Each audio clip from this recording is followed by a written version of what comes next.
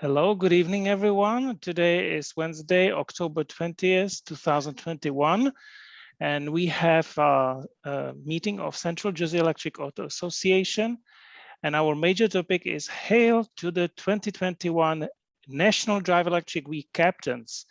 The agenda will be, I first want to welcome new members and subscribers. Then we'll go briefly to Nissan Leaf battery swap project because it's kind of hot now. And then we'll go quickly to the main topic, Hail to the 2021 NDEW captains. We'll hear from Kathy, Andi, Ken, Tracy, Patrick, and myself. I'll give you some update on the Charge Up New Jersey rebate. And if we have some extra time, we'll be talking about what's coming up and some social. So we are very lucky that, and partly because of the National Drive Electric Week, we have gained new members and new subscribers. The difference is subscribers are on the mailing list.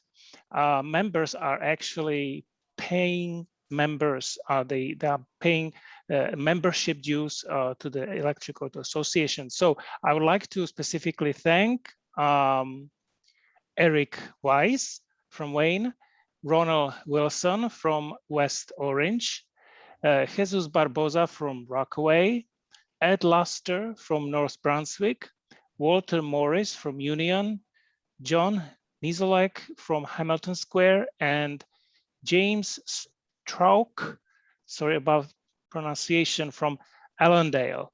And of course, we welcome everyone who is only a subscriber to join. You can follow this link.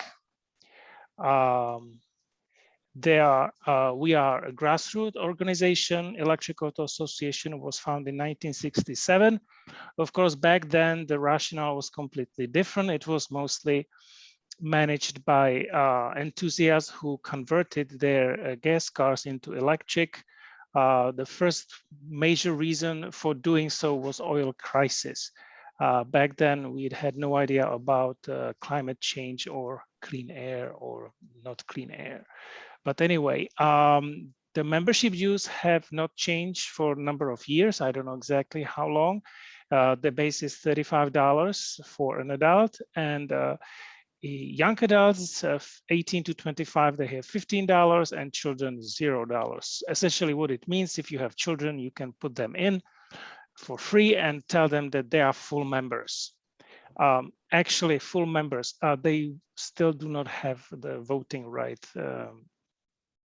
We'll get to that because board of directors elections will be coming up. And the membership fees and donations are fully tax deductible. So, Alex, are you here? So we have a project for Alex. This is his Nissan Leaf. I think it's 2012 model. Alex, am I right, or is it 2011? I think it's 2012. 2012, right. The battery is heavily degraded, over 70,000 miles.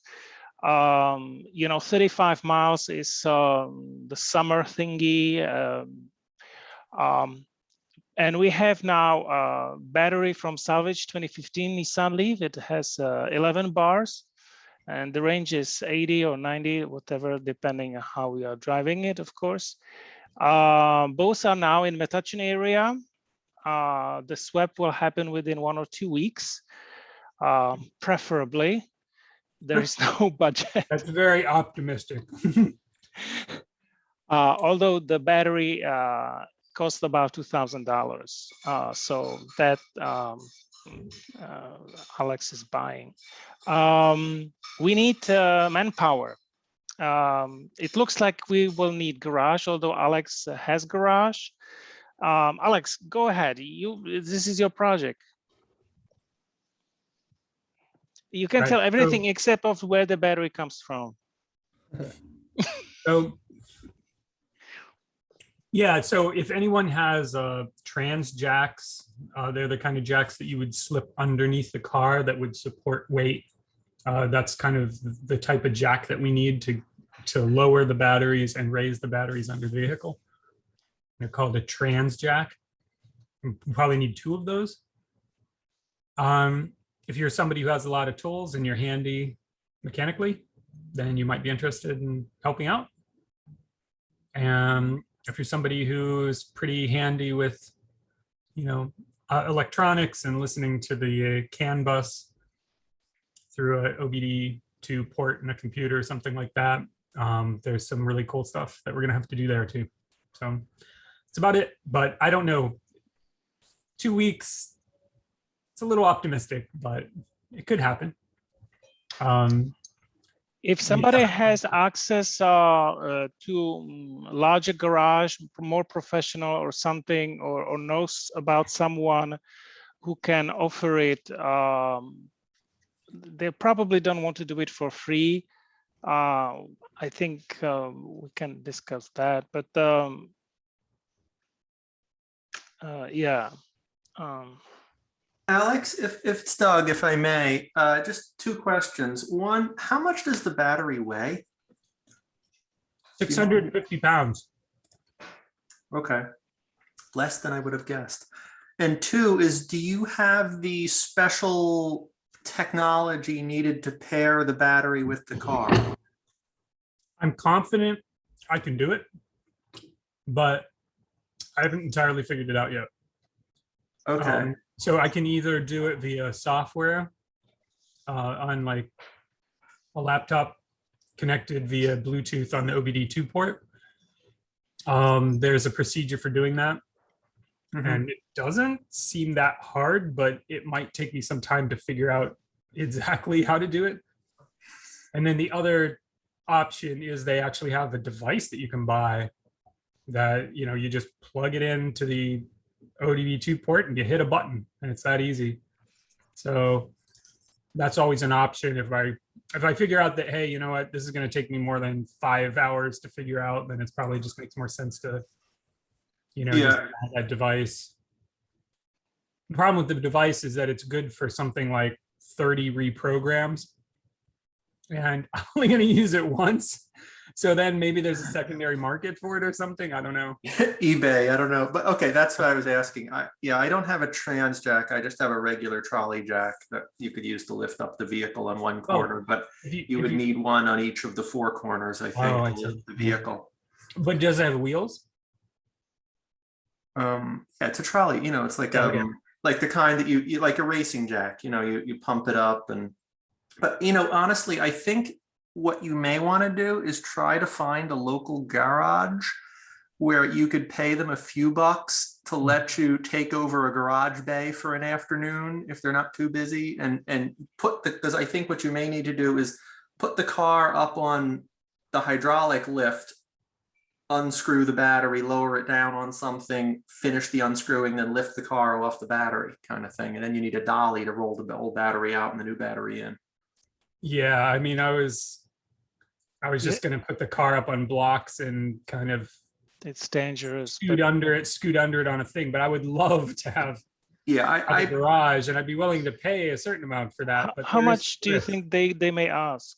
I have no idea, but I mean, obviously not like a dealership, but like some local, right? If you go around the Metuchen area where you are, if you talk to local guys, local repair shops, say, hey, I'd like to rent out one of your bays for an afternoon. I'm going to bring a couple guys and we're going to change the battery in this thing. And then you just need something to roll under the battery to support the weight of the battery. I mean, I've seen the ones they use in line, like Tesla or whatever, that are inflatable, but I'm sure there's other ways to do that. Mm-hmm. And they may be curious. They might learn something too. So they may give you a break. Yeah. Alex, there's a gas station repair place. I think it's on 27. What is that? At the corner of Finnegan's, I think. Right, and I'm pretty sure that they at Franklin, pretty much. Yeah. Franklin, it's southbound at the thruway intersection there, and I think they actually rent out the bays. 27. I'm sorry, what's the garage location? Or can you send me a pin or something to it? I will have to look on maps for it. I mean, I know where it is. I don't know the name or anything, but It I'll is, take a look. Route 27 is a border between Franklin Township, and at that spot, I think it would be North Brunswick. Yeah, Wait. it is North Brunswick. Yeah. It's also, that's Route 27, though. That's the same Route 27. That's like St. George Avenue in Rahway, right? I think it goes all the way. Right. If you go further north, Yeah. yep. Yeah, I knew a guy on St. George in Rahway, but he's retired, Well, unfortunately. Hey, Alex, we had a speaker at Raritan Valley Community College at the Gen Z talk. oh yeah, And that she was Sarah Heller. Right, she was in charge of the automotive department at Ooh, Raritan Valley Community College. I bet they But have it's- facilities. I mean, she might be in touch with the VOTEC, because the Somerset County VOTEC, they're both county organizations, the college and the VOTEC. And I know the VOTEC teaches automotive stuff, so was it Sarah Heller? I'm not sure the name. Yes, Dan, is yes, that it right? was Yes, Sarah yes. Heller. Yeah, I would have, okay. he actually okay. happens to be paying member of our organization. Sorry. That, they would have both the facility probably and yes. labor, because they would have And students yes. that want to learn. Right, It would that's be what I'm thinking. it would be project for kids. Yes, Yeah. that's a good idea. Yeah, it's a Kathy, very thank good you. idea. Yeah. Yeah, you need to do it within 1 to 2 weeks. Well, but No rush. There's no rush here. It's Oh, the only oh, issue okay, is that okay. if I'm getting it towed to a garage, it has to happen by Wednesday. okay. That's the urgency. Other than that, if I end up getting it towed to my house, then whatever. then it Oh, has is to be so- towed is it again. somewhere Yeah, now? and yeah. So that's the urgency, is if I'm getting it towed somewhere to use their facility. Right, Yeah. right. I didn't have to be by Okay. Wednesday, Alex. Are you more than 35 miles from the Somerset County VOTEC school? Well, I know where they're fast. yes, chargers. yes. That vehicle can get there. I can tell.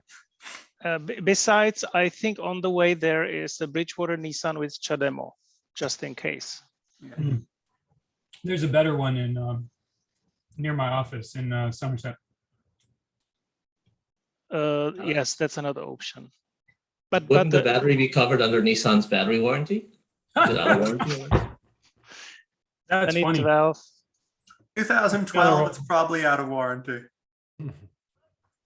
And Alex, So I there think, was like a threshold for how much capacity I had to lose, and I just missed that threshold by about a bar. yeah, you So, were too yeah, nice.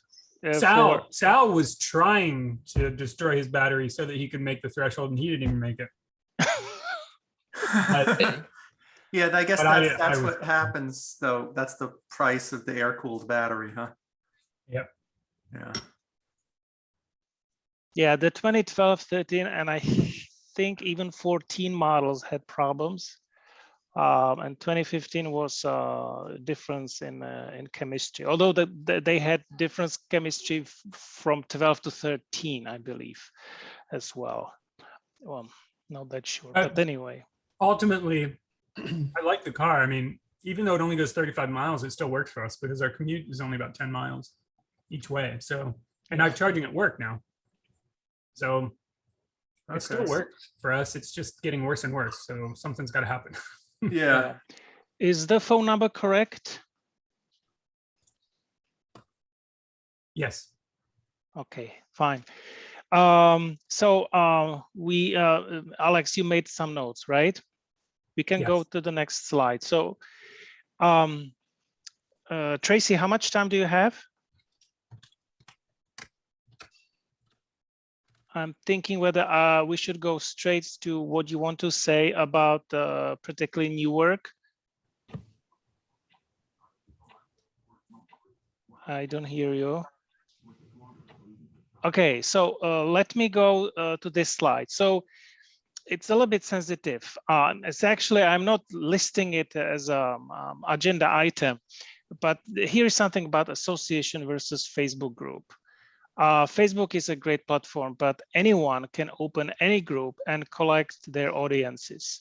So what you see here is a snapshot of North Jersey Electric Vehicle Club, which is managed by Ken and Ira. In the center is our chapter.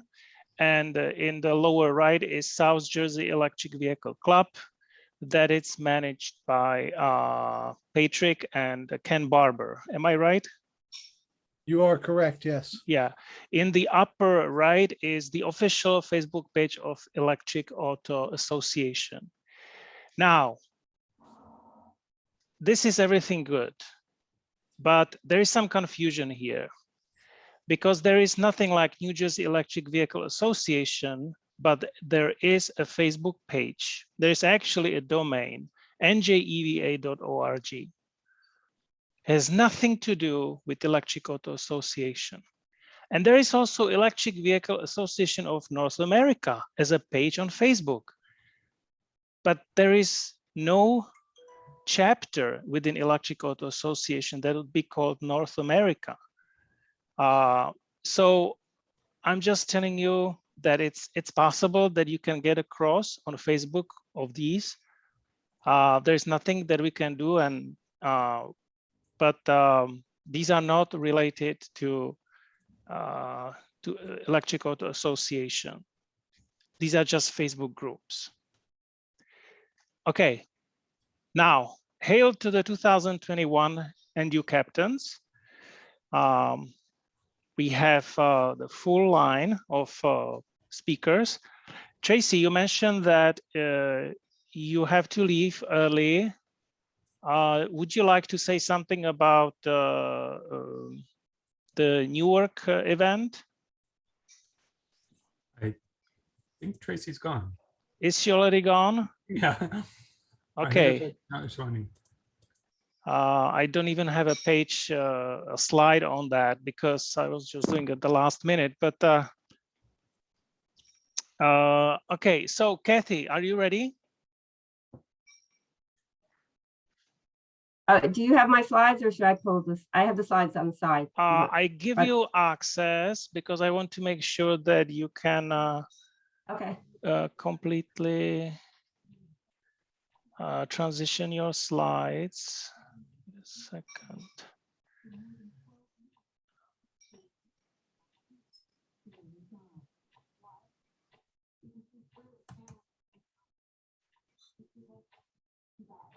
I see request control. Should I do that? Wait. Oh. I'm still Oh, that's trying okay. to find out where is your. Oh, do you have? I have the slides, or I wasn't sure if you wanted to pick them up from what I sent you. No. I cannot locate the icon with your name. Do you have TFGOC? TLGOC. I don't know what that is.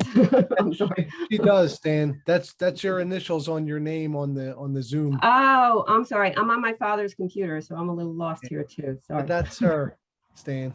Okay. Should be able to Wait a make her. second. Make co-host. Right.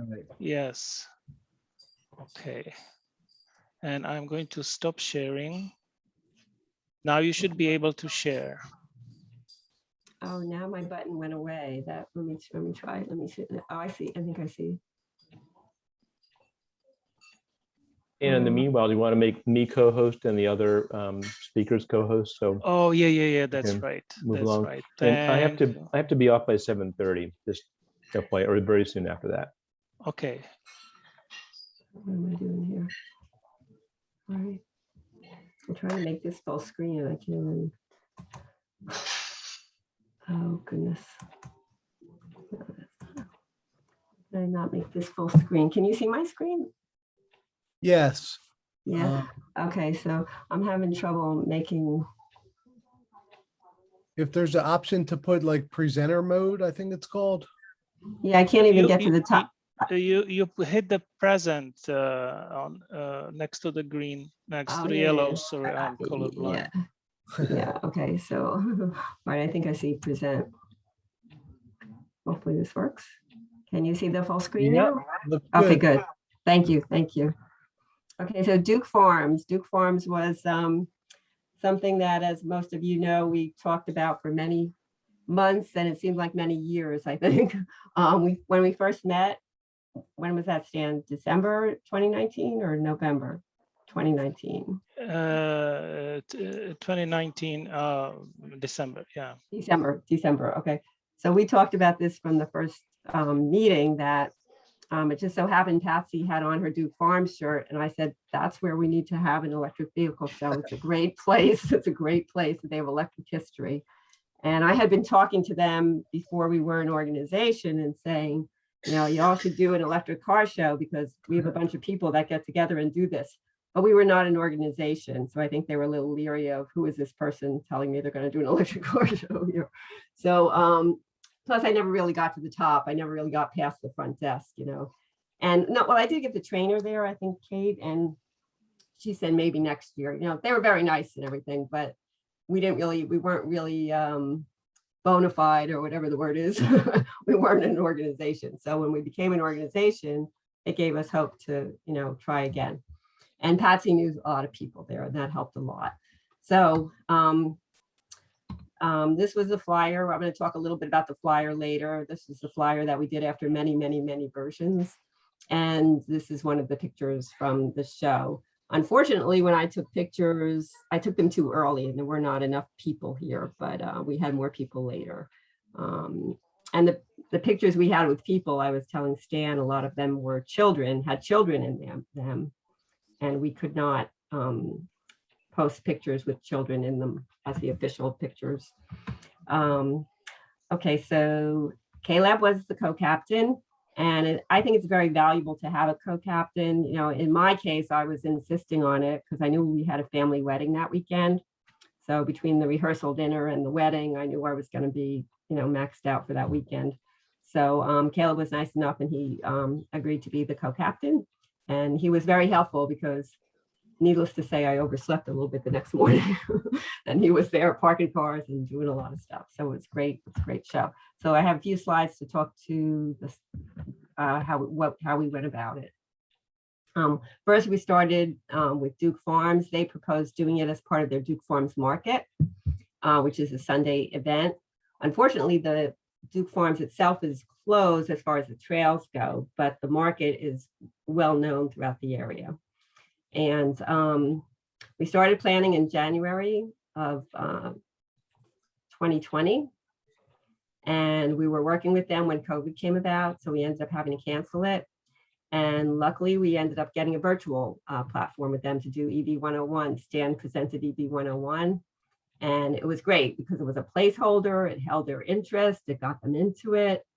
And we could talk about doing a show with them when it all clears up. So that worked out really well. The contact that we initially we worked with Nora there. Nora helped us with the virtual one. And then for the in-person show, we worked with Jeff there. Both wonderful people, great venue.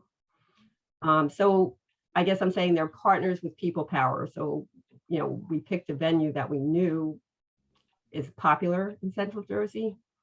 And we knew they had potential to draw the people if we could get on their agenda, you know, on their schedule.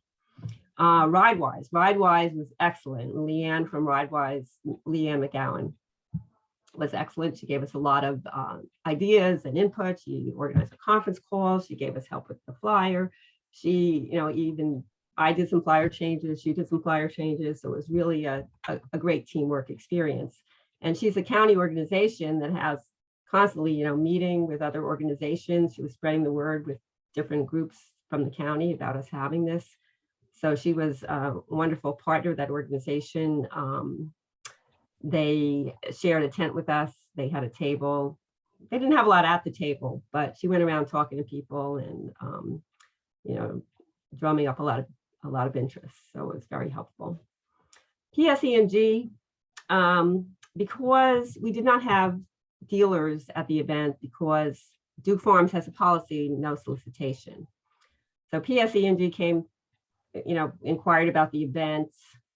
And, you know, we explained, well, it's, you know, owners only, you know, and they thought that they could bring in their EV team and present some, you know, EV related types of material. So we said, okay. The lesson I'd say I learned here is we should really get them to commit to exactly what they're going to present.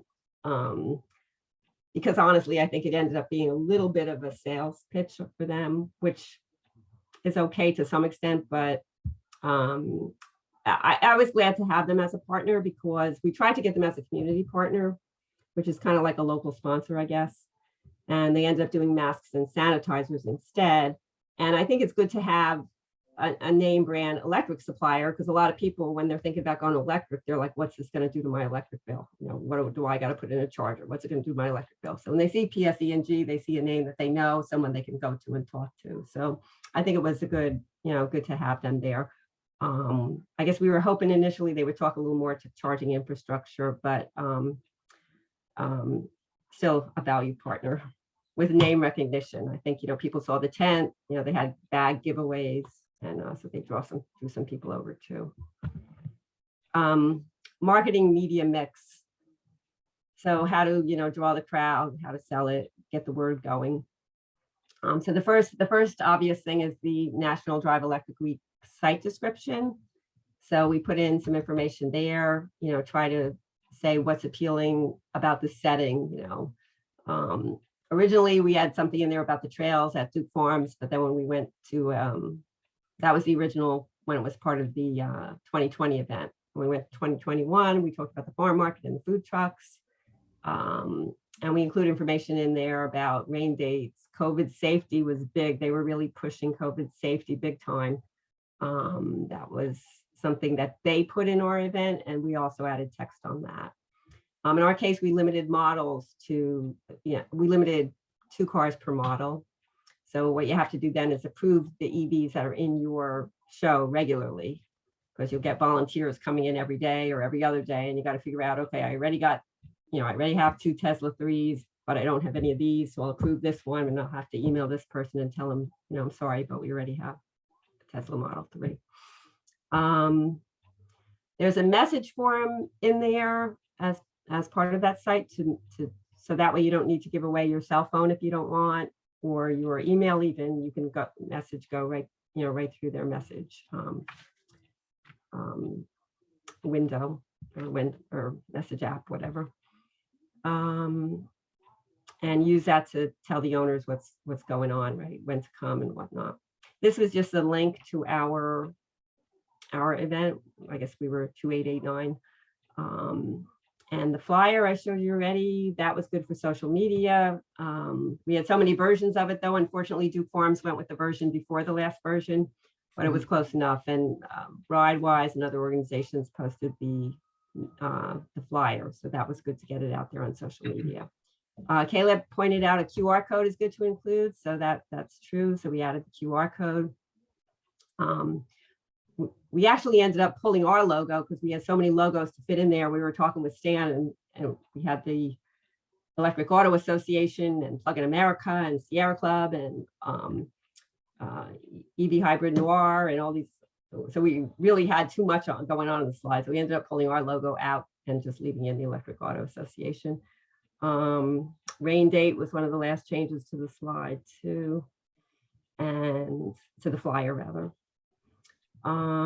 Media alert. So the media alert is something they will give you a template. The Plug in America folks that organize National Drive Electric Week, they'll give you a template. So you just got to kind of fill in the blanks. And they'll also give you a list of contacts to pick from. And they tell you don't send to everybody on the list, but choose the ones that make the most sense. And they suggest you can send it out a week and 2 weeks ahead if you want. I chose to just send it once in that range, in that 7 to 14 day. Well, some we sent the week of, but some we sent in the 7 to 14 day range. So the media alerts went to Sierra Club, New Jersey Sierra Club, Raritan Valley Community College, RideWise, who knew about it anyway, AAA, ANJEC is Association of New Jersey Environmental Commission, I guess, News 12 New Jersey I sent to, Forbes, New Jersey Spotlight, Rutgers Targum I sent to too late. I went to Rutgers and I should have thought to send to them sooner. I did send that to them a couple days before. The Trentonian, and there was a few other smaller ones that are not worth mentioning, I guess. And then also I posted it, I filled in the information on the Sustainable Jersey site, and then they go through an approval process to post that. And then the last thing is just, through Stan, he helped publicize it within our group. He sent, put it in Meetup. He sent it in emails, and it was on the Facebook, as well as in the event list that's on our website. So that's how we went about marketing to get some attention to it. Let's see. I'm sorry, Stan, I only have about 3 more minutes, right? Or 2 more minutes, I think. Take your time, but yeah. Okay. Okay, sorry. The report. So I mentioned Patsy's help, that we had a lot of help doing the show with her early on, getting it started. We did the EB 101. We talked about that already. 16 models. We had 16 different models and 18 or 19 EVs, depending upon if you count the Duke Farms electric cart that they were driving folks around in.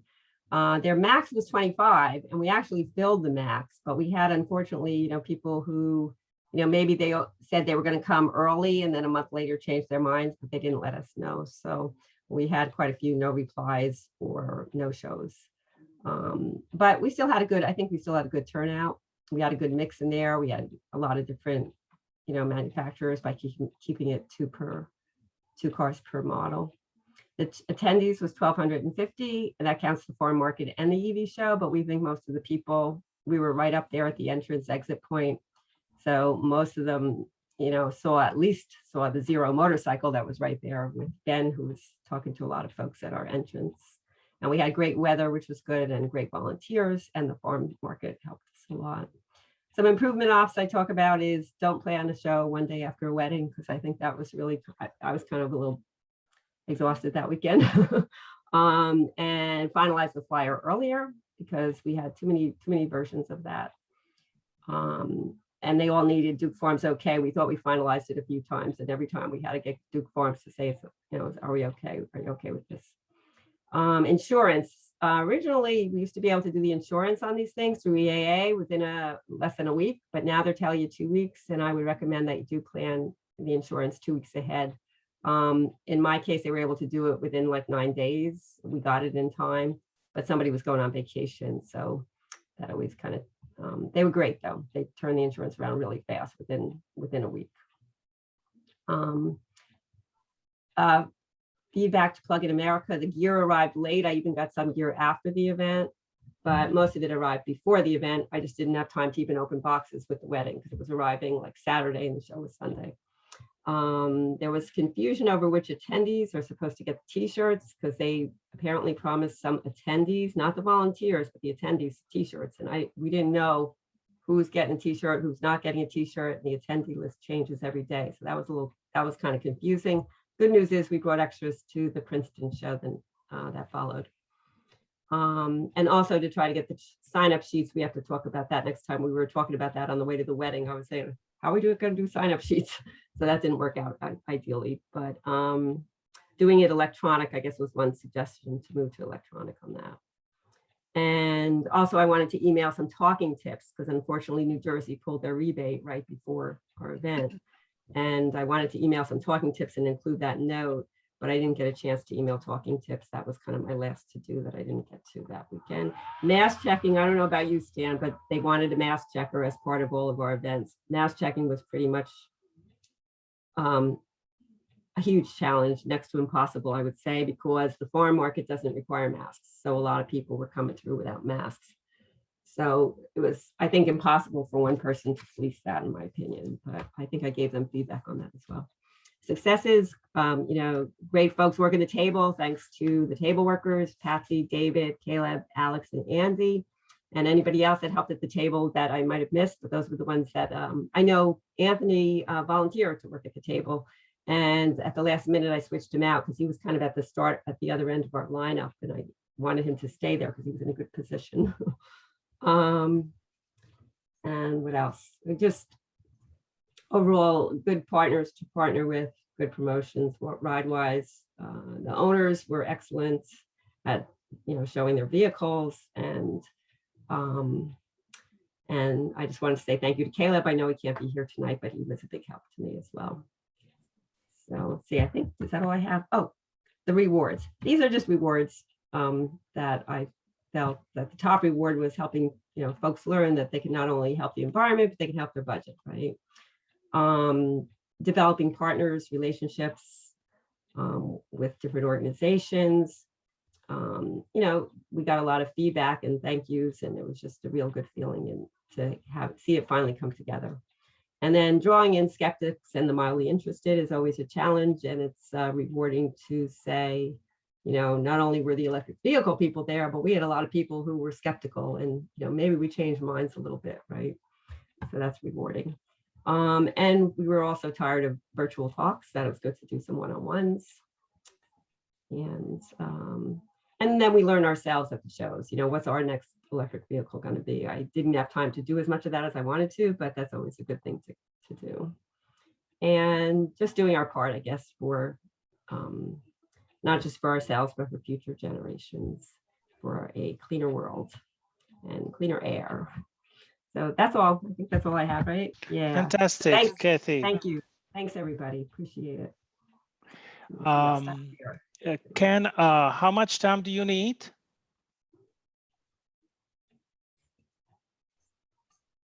Mute. Unmute. Less than 10 minutes. Okay, I've got because some slides. but, Amaresh, he needs to leave in 4 minutes. Amaresh, do you want to use that time? Yeah, if you guys don't mind, thanks. Sorry, I was driving home, so I'm just on, just got home, so I'm on just an audio. But you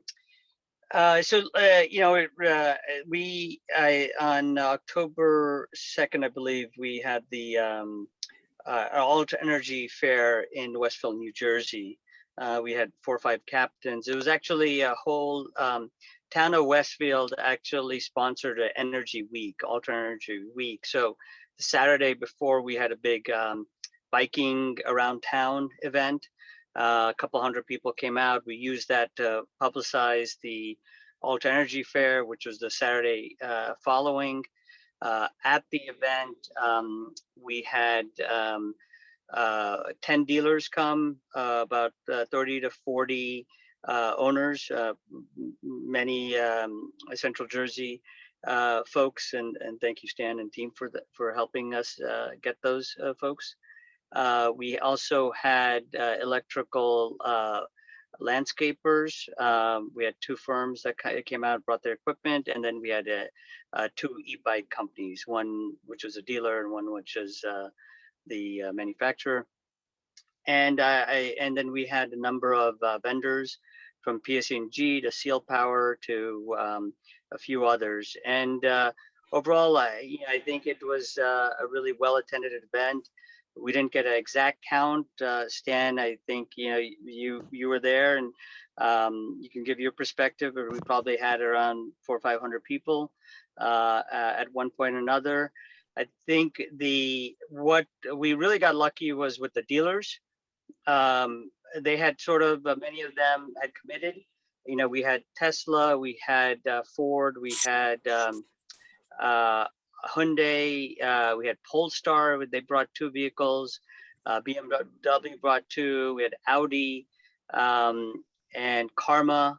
So we had some new companies, some older legacy OEMs, some new guys like Karma and Polestar. The there. Fisker Karma So was really unique, and also the pre-production BMW X3 or something SUV. That was unique. That was really unique too. Yep. And so I think we got lucky. You know, what we realized about a week or 2 before was that most of the dealers weren't going to be able to make it because they had no cars to bring.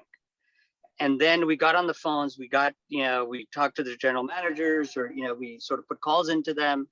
And some of them, like Tesla, the actual 2 of the sales guys brought their own cars. So they brought a Model 3 and a Model Y because they didn't have anything in stock. And then, some folks like Polestar and Hyundai couldn't send salespeople, but they just dropped off the cars. So, we had challenges, but we were able to sort of solve for them last minute. And everyone was supportive. We coming out of the event, one of our captains, Lois, ended up buying a Ford E-Mach And I think they're talking to all the dealers. They really appreciated the traffic and the feedback. And also, I think the owners, I don't know, Stan, what your experience was, but the owners, there was a lot of traffic and interaction with people. Yeah. And so overall, I think we're trying to, it was a big event. It was a big task to take on. But we're trying to see if we can, make this annual event. But it was a lot of work. The good thing was the NDEW was able to give us a $3,000 grant. And so we were able to use that to purchase marketing materials, signs, flyers, as well as pay for a band. I think the band provided some good energy there, and also provide the owners and dealers and volunteers free food and drink.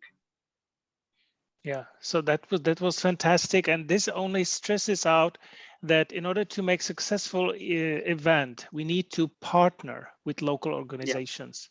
It started with what Kathy said, right?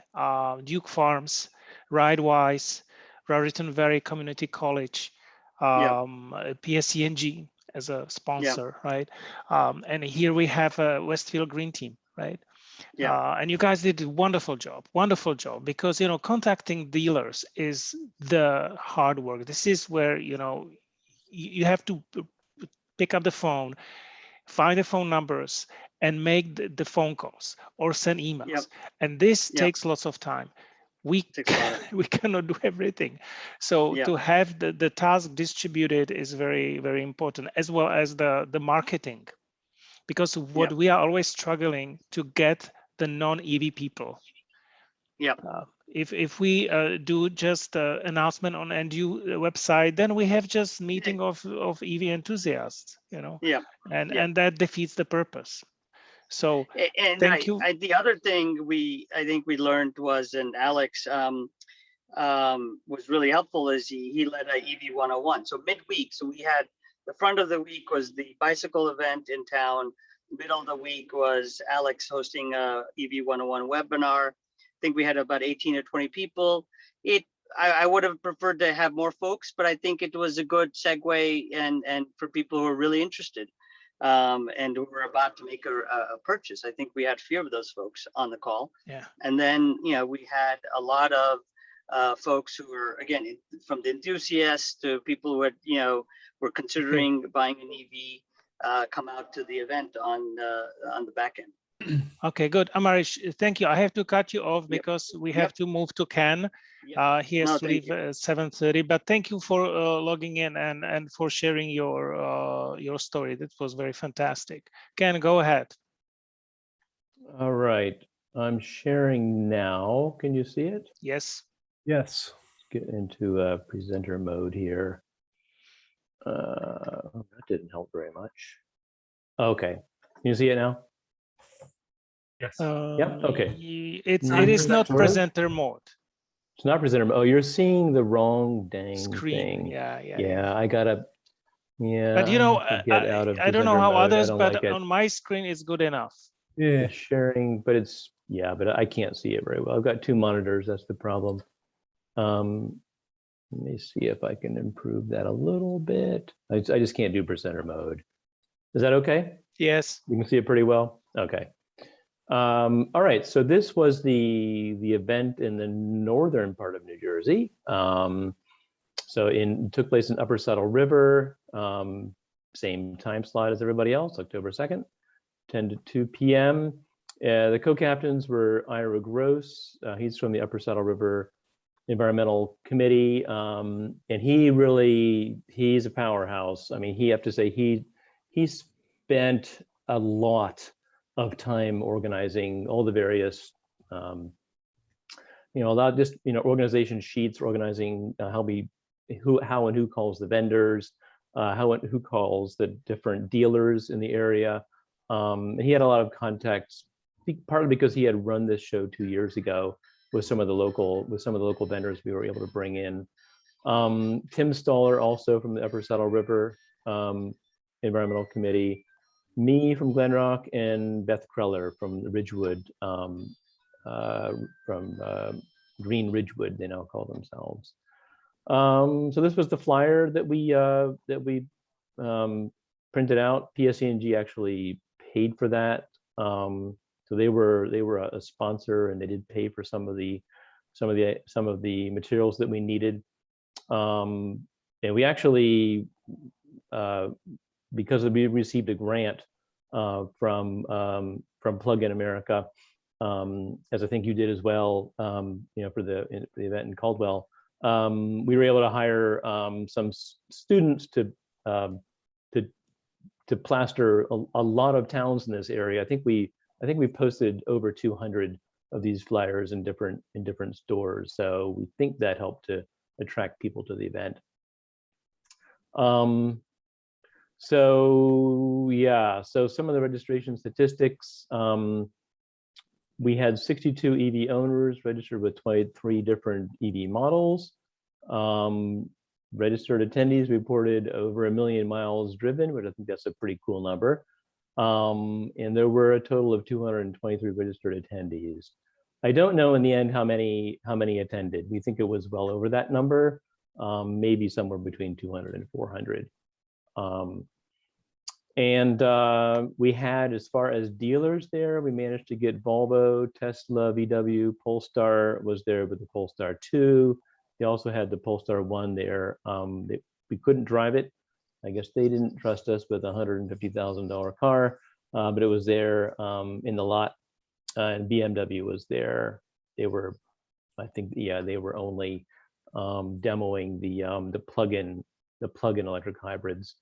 We also had some fancy models on the lot. BMW provided that as pre-production models. I think that were at one of the other events as well, the iX and the i4. They wouldn't even let us look inside the iX because apparently the interior hasn't been shown publicly yet. So that was kind of funny. And a BMW i8 and a Mini Cooper.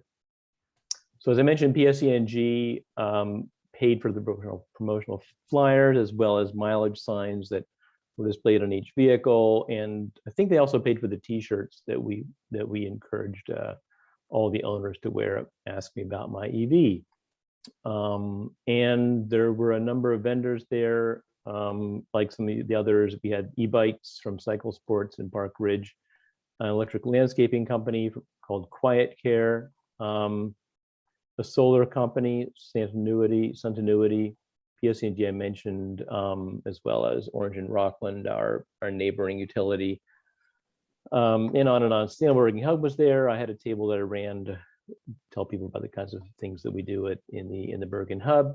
Upper Saddle River Environmental Committee, Conrad's Homemade Ice Cream, and Mike's Hot Dogs were there with vendors, with trucks, and everybody who registered got free ice cream and hot dogs. That was very popular. So we also used the grant money to pay for that, which was very handy. So it was a well-organized meeting. We had a lot going on, kind of crammed it in 4 hours. I didn't have any time to actually, the only thing for me, there was a lot going on. And so I didn't have as much time as I wanted to spend to speak with some of the owners of the other cars. And I spoke with practically nobody about my car, but I guess that's the pitfall of being an organizer. As I mentioned, we did get funding from Plug-in America. My gripe is it arrived too late. I think we only got it 2 weeks before showtime, but we did manage to pay for additional marketing materials. We did send ads out to a lot of local newspapers. Paid for the food trucks. And for the first time we ran promotional Facebook ads. So we have a Sustainable Bergen County Hub Facebook page, which allows us to post events. And then because it's a page, we can actually pay for ads to go out. So that was kind of interesting. I had to learn about that. I think it did actually bring a lot of people to the event. So that's something people should know about. And it's relatively easy to do. And you can target your audience both geographically as well as in terms of interest. How much did it cost, the Facebook ad? We wound up spending not so much. It was, I think, a total of about $75. But you could spend more, you could spend less. But we reached Pretty good deal. Yeah, we reached 5,000 people. So that means 5,000 people actually looked at it. And then a fewer number actually, there's other metrics there. But yeah, I think it was money well worth spending. It's not that expensive. And Plug in America also gave us 2 more EAA flags. So we have 3 flags up here now. And we don't need them all. If we're happy to store them. You can open a chapter. yeah. Well, Stan, that may happen. Who knows? We can talk more about that later. But one of the very enthusiastic, owners who was there by the name of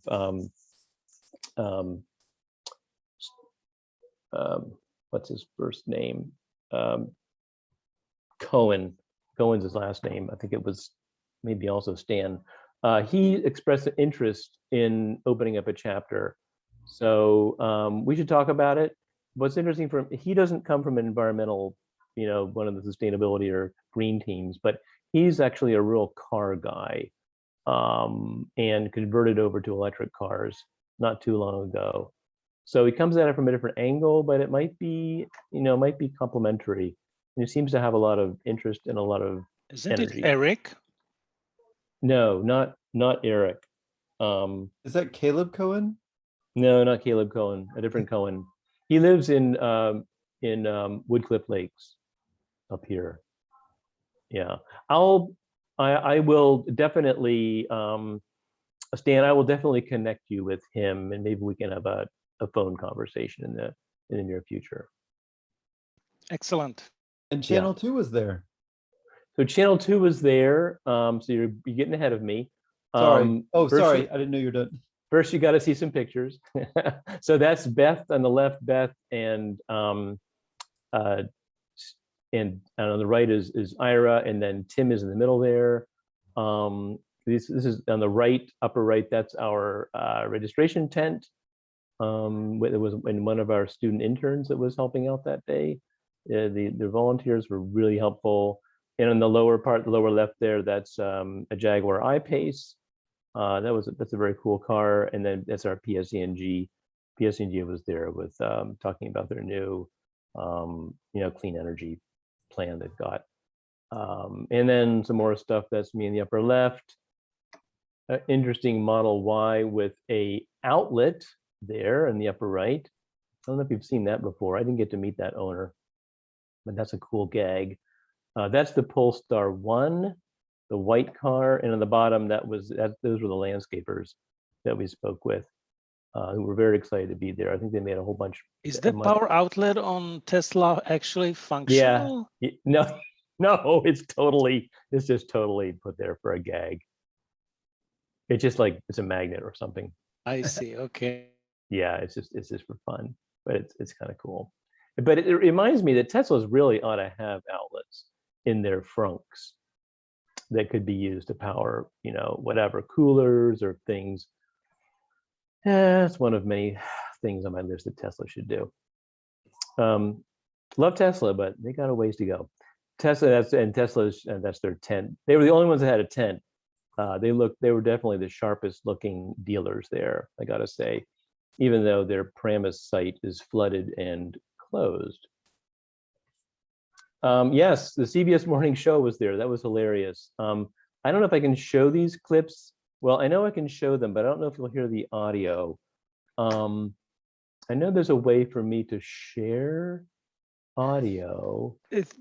There is a feature. There's like a feature that you select optimize for audio, video, or something. Yeah, maybe advanced sharing. No, that's not it. I know because I know somebody else who does this all the time, and it works. Gosh, yeah, I may not figure it out in time. Well, if you I think share sound. Maybe it's share sound. Let's try that. I'm gonna make this first one go, And sometimes you have to stop sharing and then reshare your screen, and it's in the share dialog. There's an option to share the sound. So tell me if you hear this. River was part of National Drive do. Enthusiasts and manufacturers showed off the That's latest my in car, electric actually. cars. CBS News' John Elliott was there catching up with drivers. I can hear the road noise of the cars around me, so it actually increases my safety being silent because it puts my safety in my hands. It goes 0 to 60 in under 4 seconds, and I take it on road trips. I've taken this one across the country 6 times. Wow. The car show was put on by the Upper Saddle River Environmental Committee and Sustainable Jersey. So that was fun. And there's another clip here we can play. This one is longer and we don't have to see it all, but it is fun.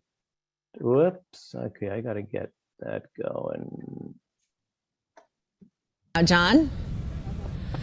Absolutely, and we're going to have a lot of company later today, maybe you at home. So, yeah, we've got some dangerous waves to talk about in a bit, but hats off to Father of the Year, Josh. He reached out to us. He said, hey, station at 27%. Careful, shower chance Tuesday, cooler.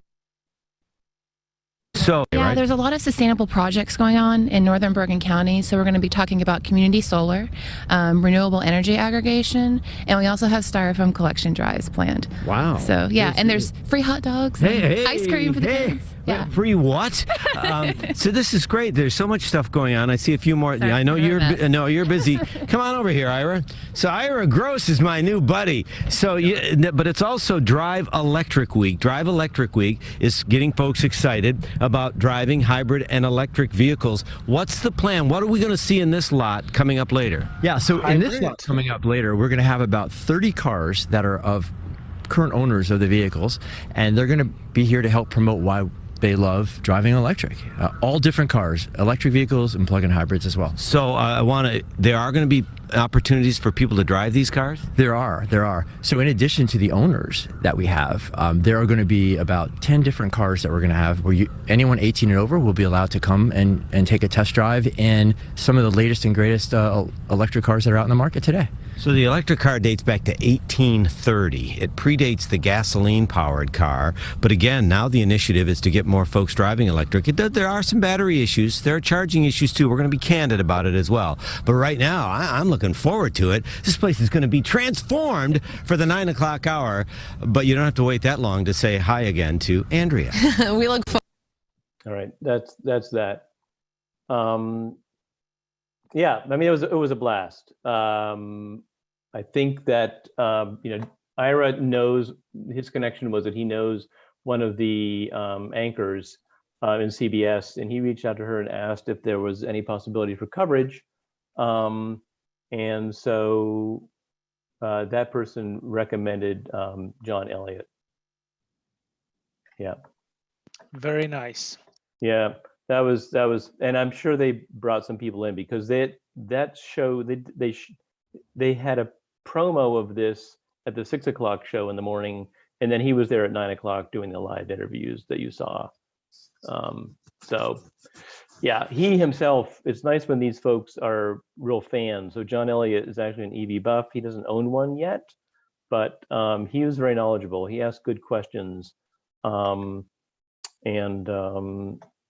It's always nice to see that, that the media are watching this closely. So lessons learned, I started working on this and really think the main one, it was a bit of a technical thing, but we had an idea that we thought it would be that we should have assigned spaces for the individual EV owners. So we knew ahead where everybody was going to park. The problem with that is that some people didn't show up. And then it was too late to reassign those spaces to people who were waiting to be there. But it was because of police and vehicle traffic and pedestrians, people couldn't get in and fill those spaces in the middle of the show because of a safety concern. So, at the bottom, I think the take-home message is just keep it open, allow it first come, first serve, and, fill up the parking area.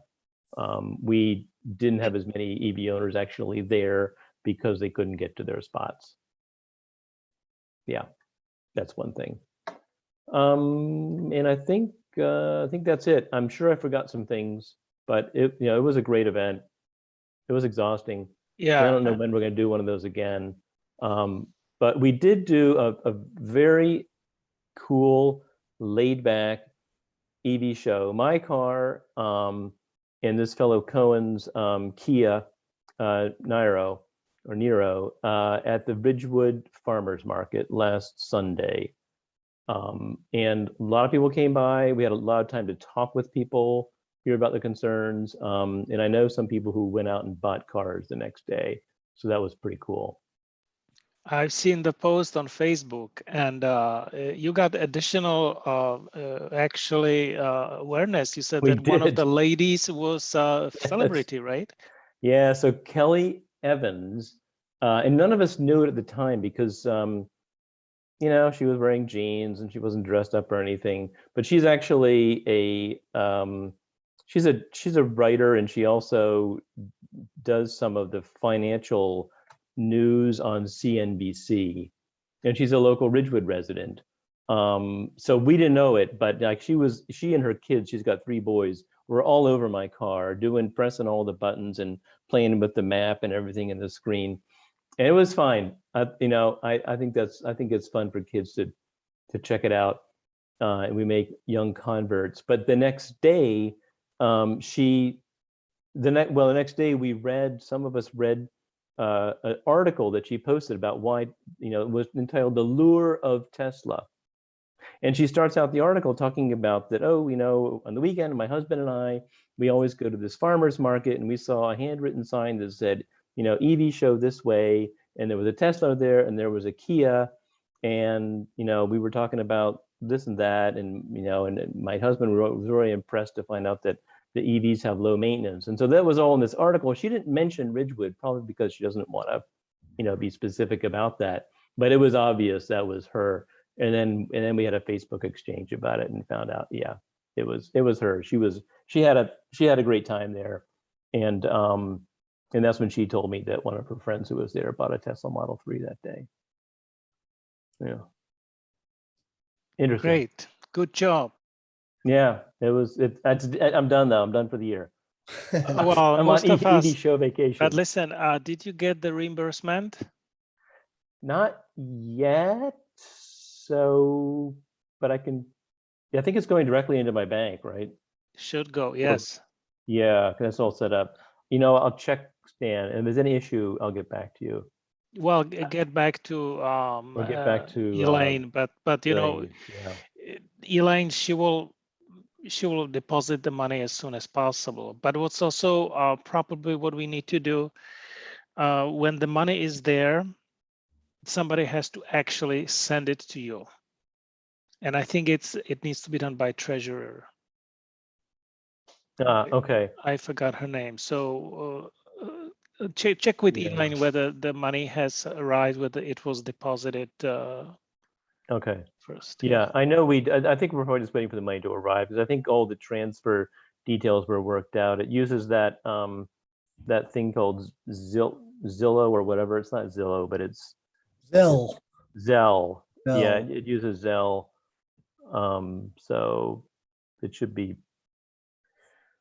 Yeah, I think we're just waiting for the money. No sweat. Thanks for thanks for being the intermediary there, Stan. I know we tried to leave you out of it as much as possible. Appreciate it.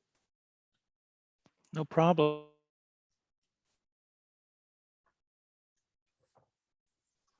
Let me give up my Patrick, do you have slides? I do not have slides. I do have a few pictures I could share though from the event. That would be great. And I'm going to jump off, Stan. I'm sorry. I have another our environmental commissioners. Understood. Thanks, you. everybody. Have a good night. Bye-bye.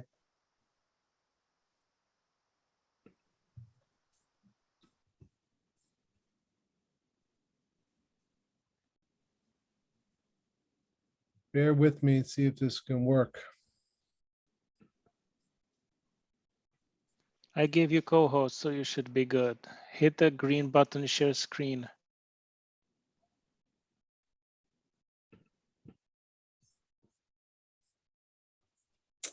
Huh. Yeah, I'm saying share, but it's telling me.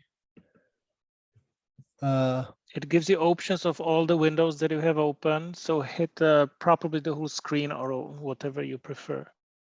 This one was talking about security. I have to let my Zoom access my desktop.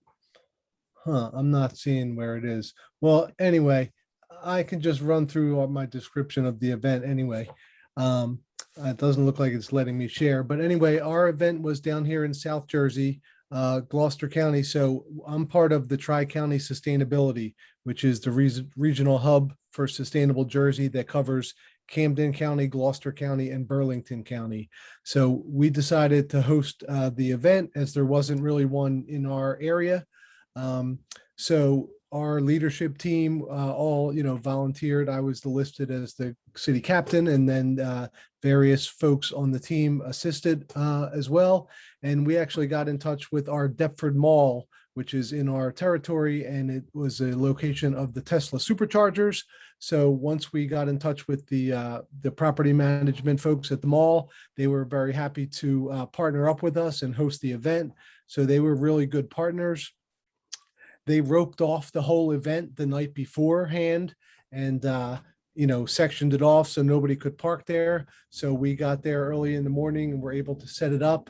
We had about 50 people registered for the event and about 30 vehicle owners. So we had all different vehicles. We didn't have any of the new ones, but we had vehicles from Ford, Hyundai, VW, Jaguar. So a pretty good breadth of vehicles. We also did partner up with our local transportation management association called Cross County Connections. So they're the agency in our area that deals with a lot of municipalities on different issues, and they're really trying to get active in the EV space. So they were anxious to be a part of the event as well. So they actually just came out with a document that's an EV primer for municipalities. So they were anxious to get in front of some people. We did highlight one of our local towns is Runnymede. They have bought a Chevy Bolt for their code inspector department, and their police chief has bought 2 new Ford Interceptor hybrids and has pledged to only buy hybrids or electric cars going forward. So we're really happy that we have, and they installed a charge point destination public charger in their municipal building. So they're really all on board, and we were happy to show them off. So they came with all of their 2 police cars and the Chevy Bolt. Also, we had a Pedigo electric bike store that is in our area. They came and showed off some electric bikes. We had the Sierra Club table at the event as they were one of the sponsors. We did have some tables also from Sunrun Solar and the Neighborhood Sun, which is the community solar group in our area. So we had real good, like I said, partnership with the mall. They actually posted some of our signage inside the mall all week that was talking about the show, and they put out our social media. They shared on their own site and did some email blast to some of their stores, as well as their mailing list that they have for the mall. So we estimate we had about 500 people come through. It was kind of hard to judge. One of the lessons learned, I would say, was we were a little bit organized, but we didn't really have a great track of who signed in to show their car and who actually showed up. We know there were some people that did not show up, but we would certainly set it up a little bit better or different next time, so we can have just one person checking people in and making sure they're checked off the list, and then parking them all. We did park them all in a pretty good fashion. We did have to expand the boundaries of the roped off area 2 times because more cars were coming than we, I guess, accounted for. We were trying to leave a little space in between each one. But the feedback was really good. A lot of members of the public, were just happened to be going to the mall and wanted to know what's going on over here. So that was good because they were really, unaware of electric cars in general. And so they were really excited. And I think somebody mentioned about the kids. A lot of the kids, somehow the kids all know about the Tesla because wherever I go with my Tesla, they all know about it and they want to see it. So the response was really great at the mall, and even the chargers, the way they roped off our area, they roped off the chargers too. So we had to let people come in just to charge their cars. We had to let them in one by one. And, we were trying to keep out general mall traffic. But so that was kind of interesting because we met a lot of those folks too. Didn't even know it was electric, Drive Electric Week, or that we're having a special event. So they got on our mailing list and whatnot. So we did a lot of social media, but one area we didn't really leverage was any media contacts. We didn't really get it out to any of our local media. So that's something we really want to make sure we do next time, is get it a little bit more publicized.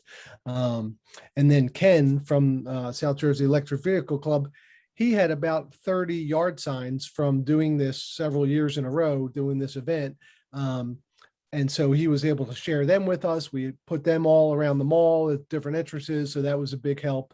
And then, like I said, the volunteers from our Tri-County Sustainability were on hand to organize everything. And one of our local assemblymen came with his, office, and he was going around learning about the cars. He actually put out some nice social media posts about the event as well. So we did get some good publicity. But we certainly learned a couple lessons that we would improve for next time. So, but all do you in all, recall the name of the assemblyman? Yeah, his name was Bill Moen. So he was very enthusiastic. Actually, he's been at a couple of our meetings. We've been doing our sustainability meetings on Zoom the last few months with COVID and everything. So in the past 3 months, we've had 3 different state senators on our meetings, talking about environmental issues and other things like this, and the funding for the incentives and whatnot. So it really kind of brought together a lot of things that we've been working on over the past year. Was really good to, as someone mentioned, really good to get in person with people. And our first presenter tonight talked about the masks and the mandates. We didn't really enforce, COVID restrictions or anything. And, it was fine as far as we know. We told people, please social distance as good as you can and be aware, but we didn't really enforce it. And, turned out to be fine. Nobody really mentioned it. So I think the whole enforcement it's unfair requirement, so to speak, because what do we do when we are there? We want to talk about electric vehicles. You want to focus on, delivering the message. You don't want to be policing. So, just like with what you are saying, every organizer, we are mandated to communicate that, hey, you have to have the face mask and you have to socially distance. But when it comes to enforcement, what are you gonna do? So, and then one other thing I was just going to mention also, we also did the Facebook ad, and similarly, we got good reach out of that, and it seemed like that drove some people to the event as well for a pretty minimal investment. We didn't get any grants. We didn't have any of the utilities on site, which we actually reached out to Atlantic City Electric and PSEG, but we weren't able to make any connections in time to get somebody there. So something else we'd like to. Did you get this advertisement paid by any of the environmental commissions or green team? Just our, somebody, one of the people from our, Tri-County group paid for it out of their, green team budget. So I think it ended up being less than $100, so it wasn't too bad. And also one of our members, Vicky from Washington Township in South Jersey here, she paid for some flyers to get printed out, and she paid for the posters to be hung up in the mall. So she paid for that out of her budget. So, yeah, everybody stepped up and participated and volunteered. It was, all in all, really good event. And, we may be looking to do it at another mall, next year. Very good. Excellent. Thank you, Patrick. Andi, are you ready? Or do we have any questions to Patrick?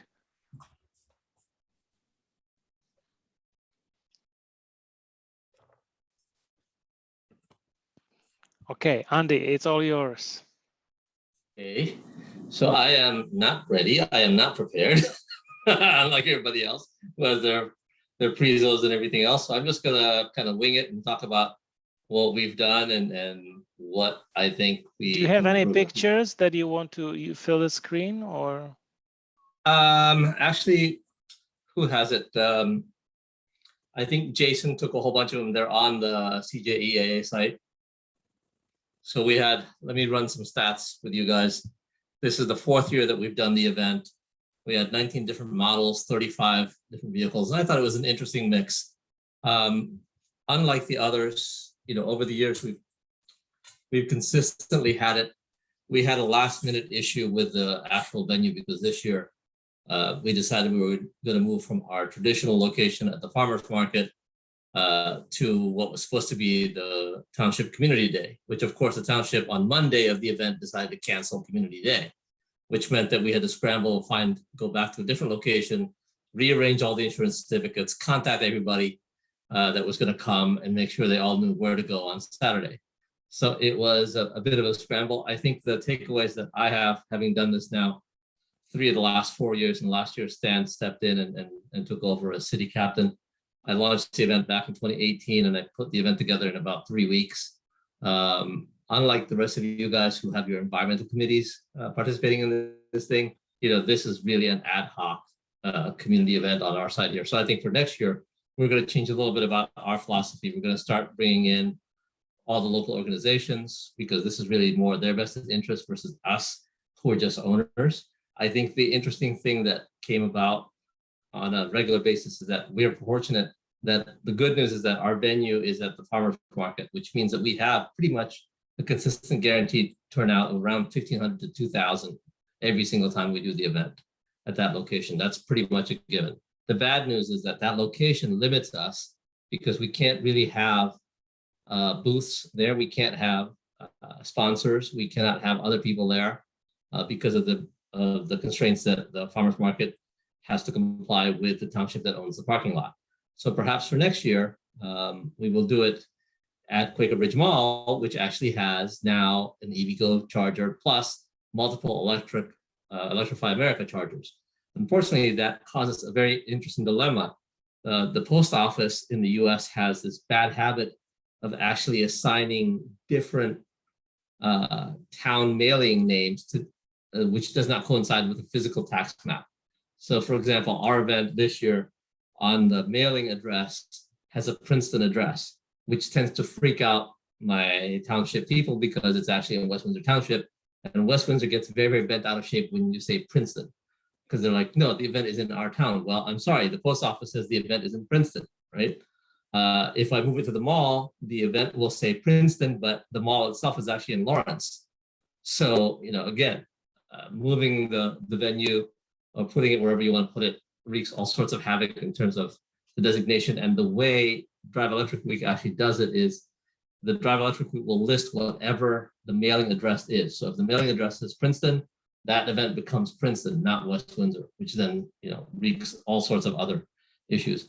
I think the one takeaway, having done this now for a couple of years, is that maybe we need a centralized, a more central kind of like core committee to help each and every event that we do, because at every event you're going to need somebody whose sole job is to take attendance. You're going to need another person whose sole job is to take photographs. You're going to need a third person whose sole job is just to watch the table and hand out whatever literature you have. So right off the bat, if you don't have 3 bodies that are going to stay there the entire day, your event is going to be limited. For us, the advantage that I have is that the folks that do come to our event tend to be pretty local. We were fortunate that every year we have great support from the township, so the mayor is always there. This year we had State Senator Shirley Turner also at the event, which is something that Drive Electric, that PIA likes to see, because they like to see the politicals show up on their roster, right? And it's good. It's goodwill for the community. I'm going to try next year. We actually had a couple of the Mercer County, I don't know what they call them now. They used to be called freeholders, actually come to the event. And we've had Mercer County express interest in actually just doing an event just for the county at the county offices. So we'll try to revive that idea as well and see. I think on the vehicle side of things, because I personally drive a BMW i3, there are very few of those out on the road. So it always tends to get people's attention, and it attracts a lot more attention because everybody's seen the Teslas. This year we had somebody bring in a Chrysler Pacifica hybrid, which I thought was a really, really great vehicle. We had Ben was nice enough to come down with his motorcycle. Thank you for driving all the way down, Ben. We had a Hyundai Ioniq. We had the usual assortment of Teslas, a couple of Chevy Bolts. We had an Audi e-tron. We have traditionally not been very successful with the dealers because Saturday is the busiest day of the dealerships. And coupled with the fact that this year there was basically very limited, if any, inventory available, it just made for a really bad combination. But we did have Audi come out still, and we had the Ford dealership come out as well, which I thought was by itself, that was 2 more than I expected to show up this year. So I think if we can get maybe going forward, the next series of events is going to be in the spring. Stan, it'll coincide with Earth Day. So maybe if we as a group kind of start working on some of those fundamentals, we can get a much more structured kind of like core roving committee. And part of the issue also is that a lot of events coincided the same day. So we're going to need people to be at the different events. So I think that's one thing that a lot of the organizers also did not consistently do, which is something that I've always done, is I try to reach out to all the pre-registered people every day for at least the final 5 days leading up to the event. And this year it was particularly important because, oops, my battery's dying. So it may stop altogether. But for us, because of the change of venue, the fact that I said, I need your email, which Drive Electric will now stop you from being able to have access to that roster once the event is done. You need to start collecting those emails and those contact information before your event actually gets underway. So that's my brief synopsis for the day. And I apologize, but it looks like my laptop is about to die in a second. So if you lose me, I will see you all next time. Do you have a charging cord? It's in the other room. So I'm going to have to move. Yeah, that's okay. What was the deal with the Prius that had the picture of its insides on the outside of the vehicle? To whom you are talking to? I don't think it was my event. Oh. May have been a different event. Are you? Well, okay. Anyway, so these were very important comments, Andi. Some of the criticism actually should be targeting towards Plug-in America, but some of the comments I can copy your sentiment about having volunteers on staff, because when I had in Princeton, I didn't arrange ahead of a time, but I was lucky that Patsy Wank Iverson with her husband, they were at the table all the time because I just couldn't. I had to go from one person to another, making sure that I'm collecting contact information and talking to people and to dealers. And speaking of directing vehicles in and out, this is something that needs to be done at the beginning, and it depends on the outline. Sometimes it's very self-explanatory, people know, but the other thing is really the collaboration, because as was mentioned previously, and I can just mention about the Princeton, like a real Princeton, okay, not the West Windsor, right? It was sponsored by Sustainable Princeton, and it's a herd of paid staff. And again, they took the time to contact the dealers. They did have test drives and rides. They arranged for Charge EVC to come on board, and NJDEP and a bunch of stakeholders, and they had presentation about the EV ordinance, which was organized just before the EV show. And that's how I got to meet Peg Hana, or how to pronounce Peg Hana. And so that was so crowded event. And just like you guys mentioned, and we have this problem across the board, some people do not show up, right? But then what can happen? some people show up without signing up. Yep. And so we had this guy, Mr. Stritsky. He has a hydrogen-powered home. Of course, I had kind of clash with him about how hydrogen is great, but he brought Toyota Mirai, and I told him, "Oh wow, this is probably the only Mirai on the East Coast," and he said, "No, there are another 2 in my home." So he has 3 Mirais in his home. And guess what? You know, he has. There is a video that is highlighting what is he doing, and he has like at least 5 oversized compressed tanks with hydrogen. What he's saying that during the peak period of 4 or 5 months, he makes all the hydrogen for the whole year, including for the vehicles. And as you know, it's not plug-in hybrid Mirai, right? It's you have to fill it with hydrogen. So how far can he go, right? I mean, he's saying, "Hey, I have 300 miles." I think I've seen this guy's video, but what was his name again? Did you say his name? Stritsky, his last name. I forgot the first name. SSTRIZKI. If you Google up hydrogen project or hydrogen, and he's in Pennington, New Jersey. So, no, he's in East Amwell. Okay. Amwell, that's right next door to Pennington. So those guys are spread out. They tend to have very, very large properties. They've been there for a while. They have less restrictive zoning, and they also, a lot of them didn't really have really good infrastructure to begin with. So it makes sense. Stupid question, Stan. Yes. Where does he get the hydrogen? Where does he get the hydrogen from? He's doing hydrolysis. Okay. The electrolysis, I should say. Yeah. Electrolysis. He's making it himself. He's making it from the sun. But he also admitted that a portion of the generation is happening at night, because he can buy cheap electricity at night. Oh, okay. So, yeah. Yeah, and part of that is, one of the things that comes up from time to time is how EVs and all these alternate vehicles are really for rich people, right? And that's not necessarily the case, because in fact, if you really look at it, one of the main advantages is if you buy, Alex, an early generation Nissan Leaf, they're fairly inexpensive, and you have a lot of these organizations in the urban centers who could benefit from having an EV because they don't travel very far. Maybe even 80 miles in a day is a lot for those guys, right? And their operating costs would go just down significantly.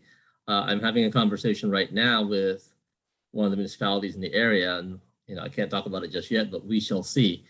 If this comes to fruition, you'll see they've already started the groundwork for an EV project. In fact, they're doing an EV car share, right? And I'd like to see where they're going to be able to take that in a community that traditionally was less well off economically. So, yeah, I mean that's critically important. The idea of getting EVs in the hands of people who, may not be able to afford to go out and buy a Tesla or whatever brand new.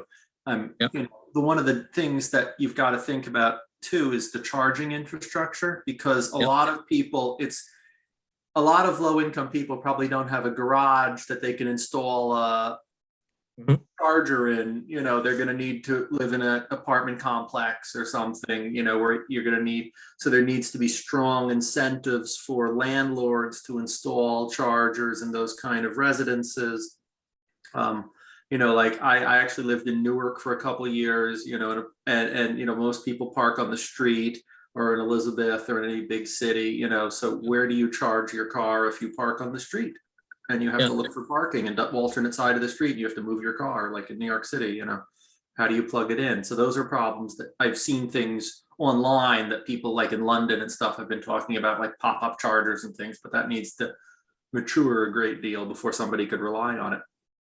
Yeah, and without level 2, 240 volt charging, the usability of the EV, if you're on a level 1, diminishes significantly. Yes. Because you just can't top it up quick enough.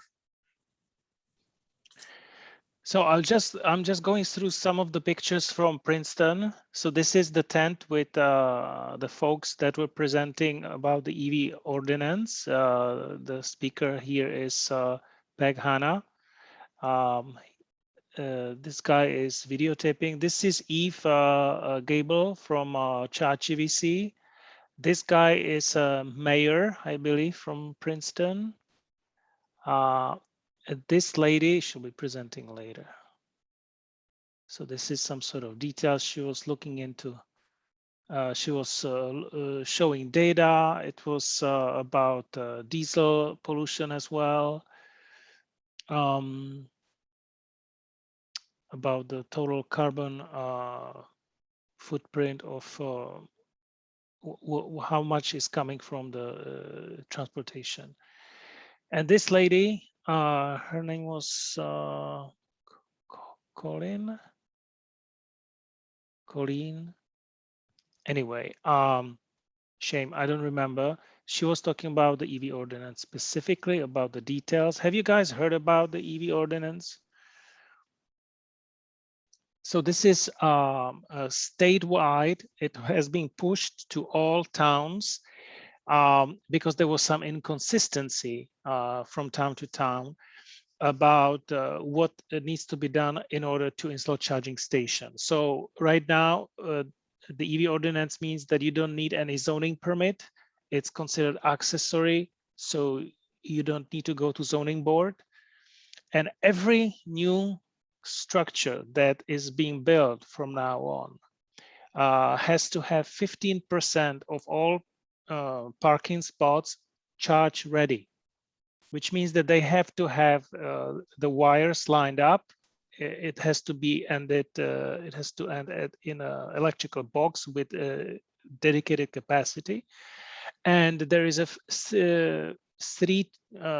three-phase in when these spots has to be equipped with charging station.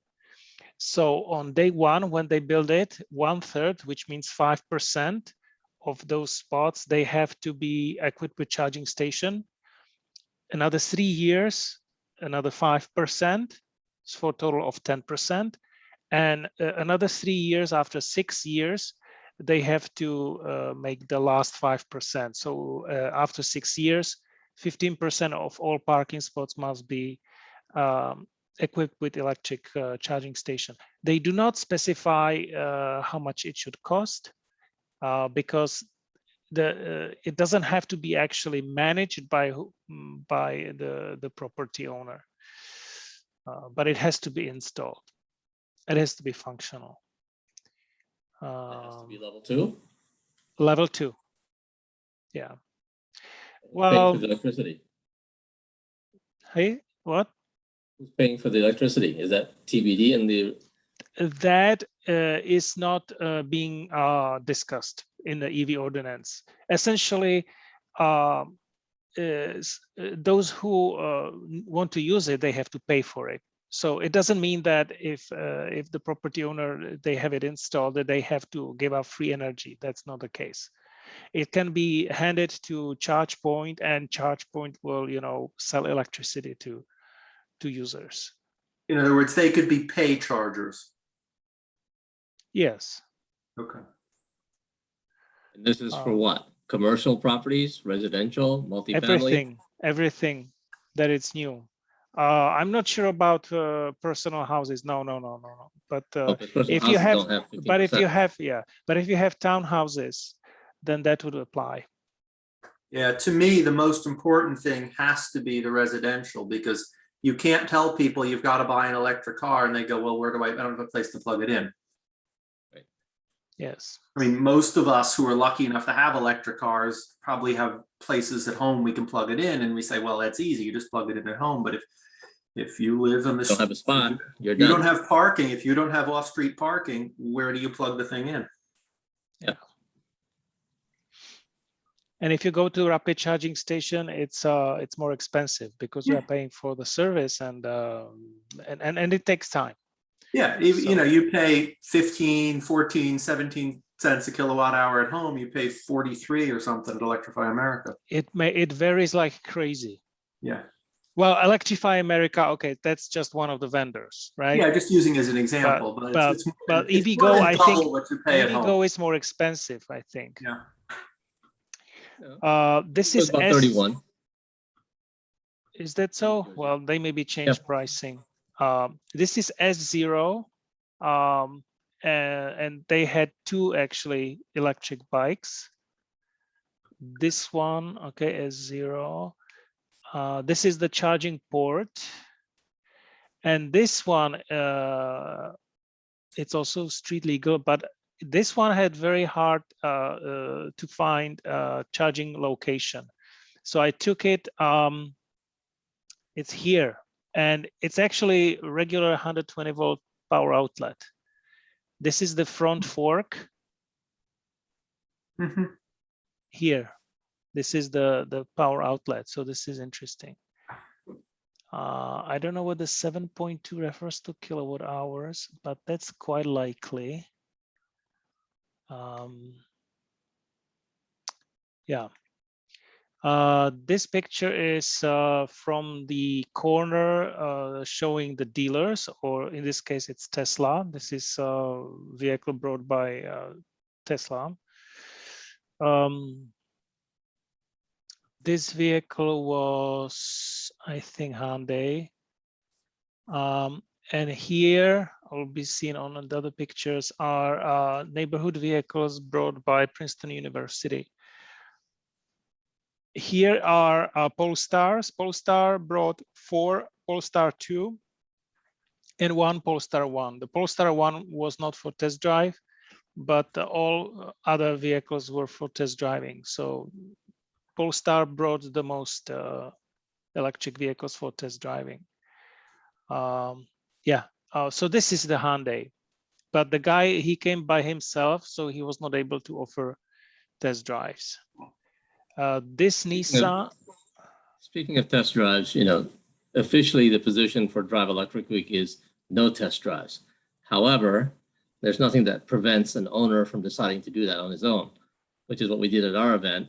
And every single time I've done the event, I always tell them, look, you know, if you want to do it, that's on you. Okay. It's on your insurance, it's on your liability. So the official not to do test drive is for the owners, but the dealers, they can do so. Yeah. So what I'm saying, that this Hyundai is a dealer vehicle. That's what I wanted to say. But this Nissan, is it Nissan? I think it's from. Looks like it. From Anthony. Yeah, that looks like his. Yeah. These were Audis. This is e-tron, and this one is the new, how they call it? Is it also, is it a variation of e-tron? E-tron GT.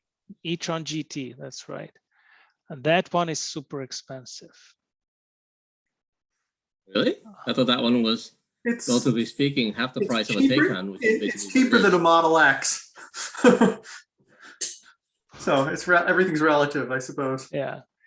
I took this picture of this BMW just passing by to pretend that it's part of the show, but in this event we did not have actually i3.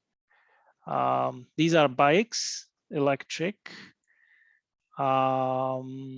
VW, Tesla, Mustang, and here is the guy with the Mirai hydrogen fuel vehicle. I've been told that in the trunk he has 100 kilowatt generator that can generate electricity from hydrogen fuel cell. This one is Mach-E. Most of the Mach-E owners are new EV owners. They were just waiting for Ford, essentially. These are bikes. I think Ben Paran has this one, the scooter.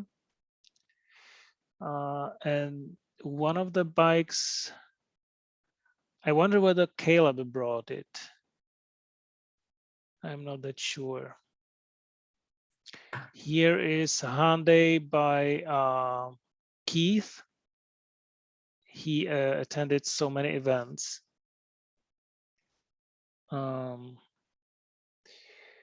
This guy is Chevy Bolt. Yeah, he was a no-show. And here is our table. Here is Patsy, and this is David, and this is John. He was also volunteering.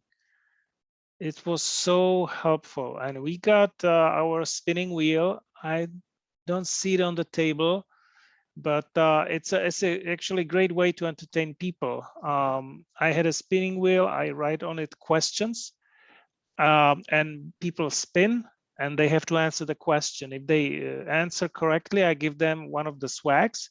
If they don't answer correctly, I tell them spin again. And if they don't answer a second time, I still give them the swag, right? Because the goal is to entertain people and teach them about something. So the question are like, do you know what is the first electric vehicle from General Motors? Or names 3 reasons why you want to go electric, right? So yeah, and we had some new and old vehicles, right? So the Nissans, you can see actually old Nissan and next to it new Nissan. Here is the Fiat, which I am not sure whether they still make it, but okay. So this one is the neighborhood vehicle from Princeton University. And what was cool that it was equipped with solar panel on top. And I took a detailed picture here. It has 220 watts, which, you know, isn't too much, but the neighborhood vehicles, they also don't consume too much. This is Model Y. This is the Fiat 500. Yeah, I have a friend who has one of those, Stan. They have a new one in Europe that they're not bringing to this country that has a decent range. Wow. Yeah, those that are in US were originally compliance vehicles on West Coast, and they were imported here to East Coast. There are so many. I mean, relatively to the fact that they were not sold new, so there are a lot of them here. But the original range was, I think, 84 miles. Yeah, he says it gets 80 miles with a tailwind on a good day and about 60 if it's cold out. Yeah. Is it Bogdan, Alex, or? Yes. Okay, yeah. He attended, he was in Westfield. So this one is one of the rare Toyotas. It's RAV4 Prime. And one of the things that I dislike about this vehicle, if you take a picture, right, you want to show that it's an electric car. Look, this has 2 tailpipes. I mean, why would you put on plug-in hybrid 2 smoke pipes, right? It's the fastest car Toyota makes. It is. It's faster than their GT86 sports car thing or whatever. Really? I am totally surprised. It's the fastest 0 to 60 car that Toyota makes, even faster than that BMW thing, that sports car. Okay, so give me a number. So how fast it is? I'd have to look. I just remember the fact. Is it 4 seconds or 3? No, it's a Toyota. It's I don't know. Google to the rescue. Okay. Anyway, what is the black thingy in the back? That's Ford. Yeah. Okay. That's a Mach-E. Yeah. Yeah. 5.5 seconds. So it's a 10th slower than my VW. 5.5, and you call it the fastest Tesla, Toyota? It is the fastest quickest Toyota. Quickest, the acceleration 0 to 60. Okay. Yeah. Here on the right side, you can see the table from Sustainable Princeton, and they had 5 people, staff that were, actively on the field and doing stuff. Here, this is a line. This is the line of people who want to test drive. This is another line. Okay, so that is it.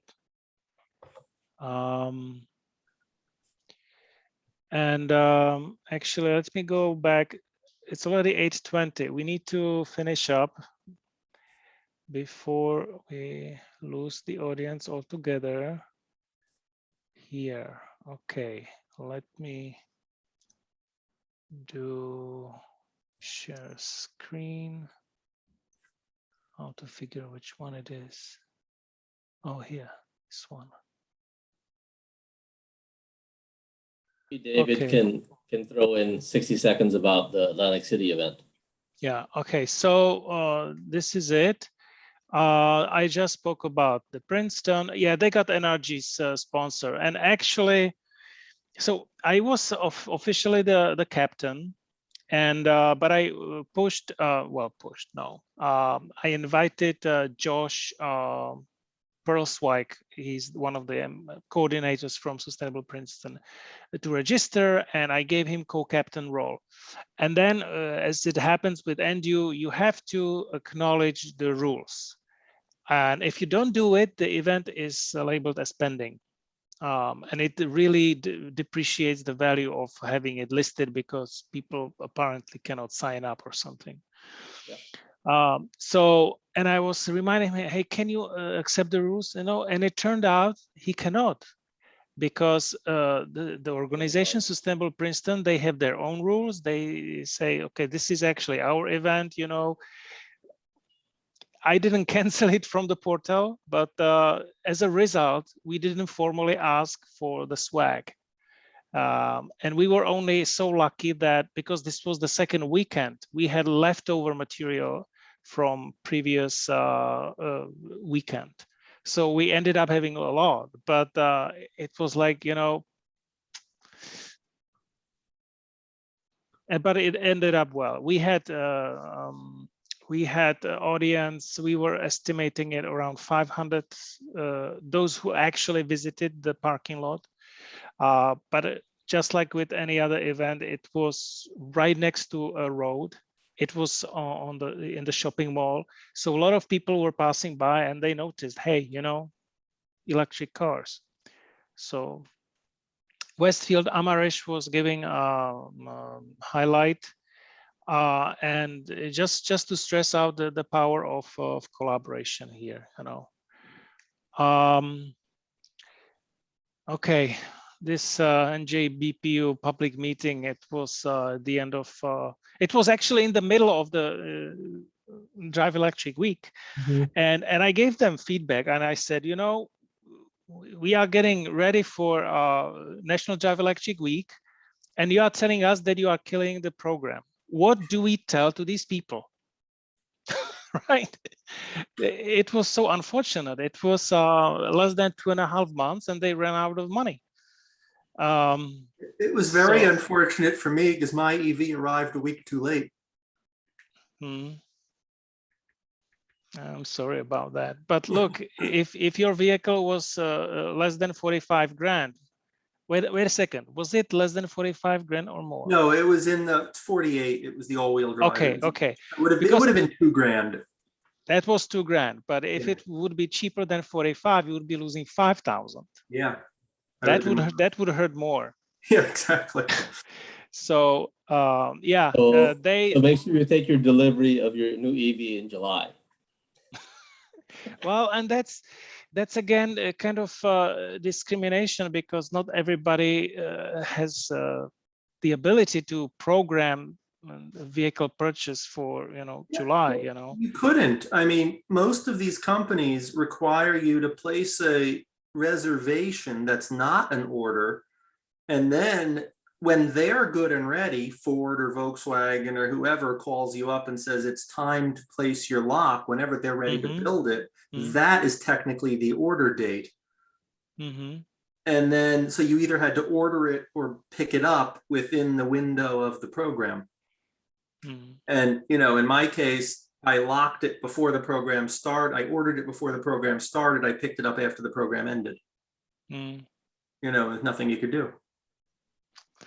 So, you know, they made a very strange decision to start reserving money for people on future EVs that hadn't yet arrived, instead of paying out to people who were picking up cars that were there and ready. Yeah. But then they said the paperwork has to be in by October 15th. Well, most of the people who were putting in reservations in September, they're not going to get the car by October 15th. So all that money is going to evaporate or go back into the pot or whatever. So anyway, a work in progress. Yes. So the program is managed by Kathleen Lewis, and she heard lots of criticism from Environment NJ, Charge EVC, NJ Car. NJ Car is a New Jersey Coalition of Automotive Retailers, aka Dealers, Dealership Association. And they heard from me and from Tesla, right? And maybe someone else whom I have missed. Even Anthony Asuncion, he wanted to speak. So the proposal is that they get another 20 million and they want to cut the rebates by 50%.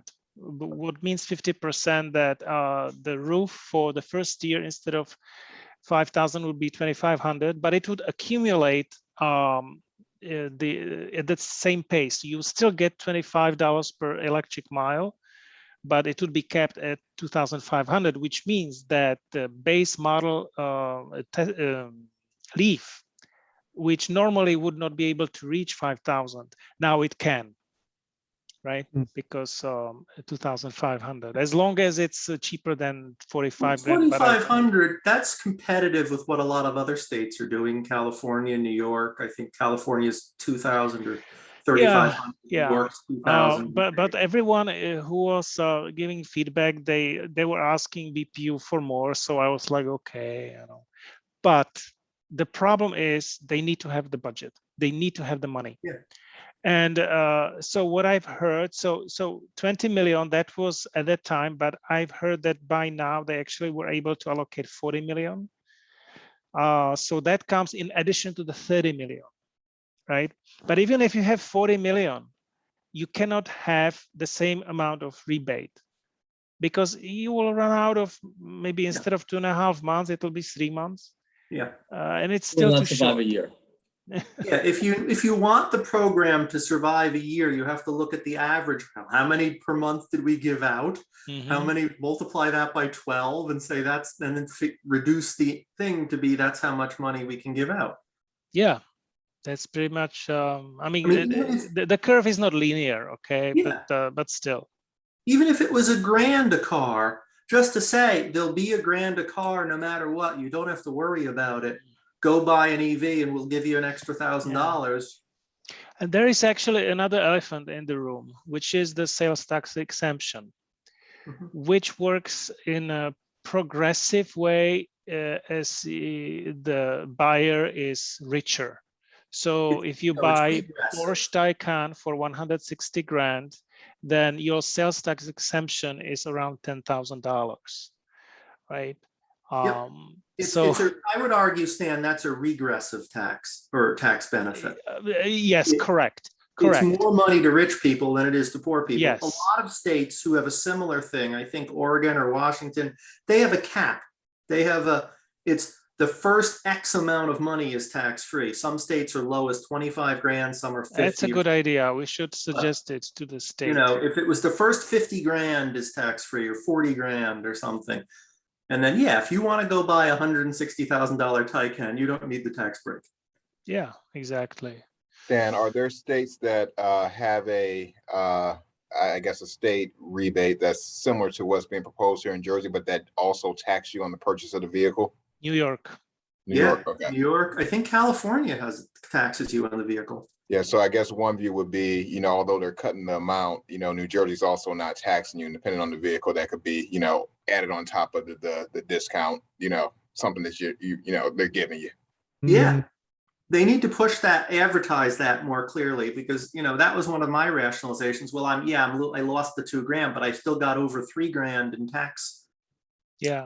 exempt, like I didn't pay, it's 48,000. I think the ID4 was 48 grand or for whatever. Yeah. That's 3,000 and change. I didn't have to pay in sales tax. It's more than change, but yeah.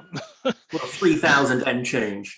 Yeah, so you can sort of see from that perspective, if they're giving you 5,000 rebate and then you're saving on the taxes, and then you throw on the federal, And that would have put, had I got a 40, whatever the base one and gotten the 5,000, that would have been more from the state than I got from the federal tax credit. Yeah.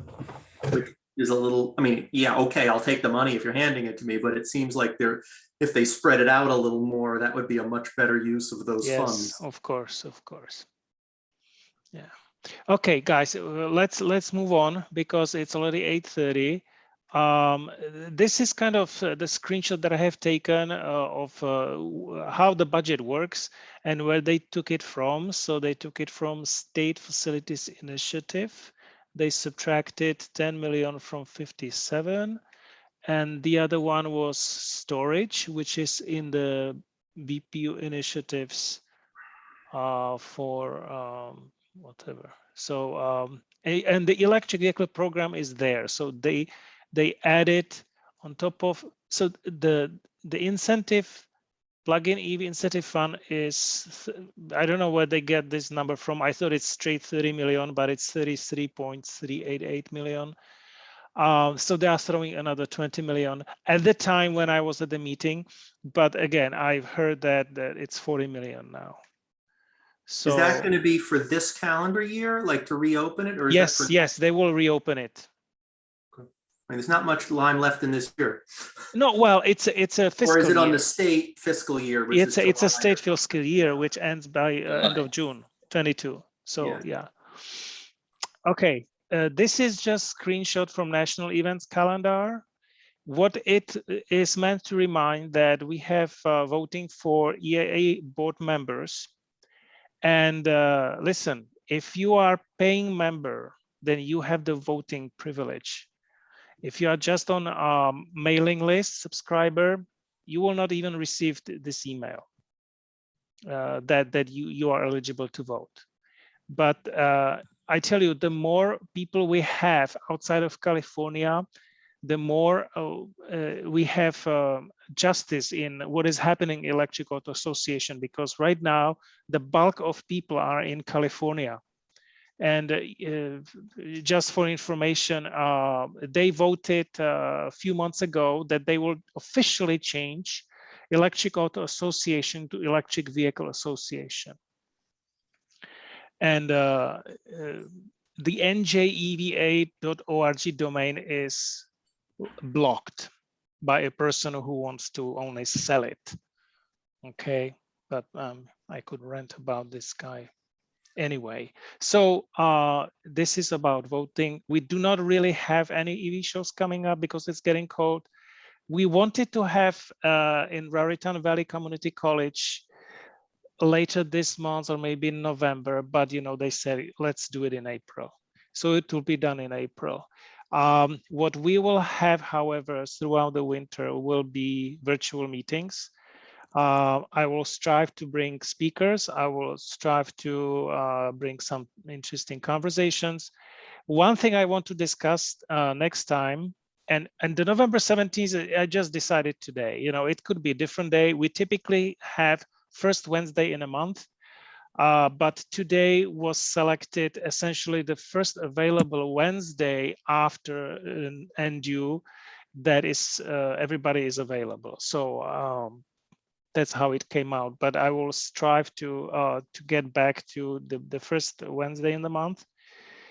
The topic I want to discuss next time, the experience shopping for used EV. Guys, I can tell you that was revelation to me. And in the middle of the chip shortage, when people are now buying more used cars because there are not enough inventory of new cars, the prices are inflated, right? Now, because of gas is going up, people start saying, okay, maybe I'll buy used electric car. Now, and they don't have a metric for degraded battery. They are looking into mileage, and they give you pricing which is out of the world. So and this is just flash information, but anyway, I want to discuss it next time. It's 8:34. What else do you have, guys, something to discuss? I've run out of Cabernet. I think I'm done. Guys, thank you so much for attending. It has been a fantastic meeting. I'm going to put recording on YouTube. Have a good night. Thank you. Take care.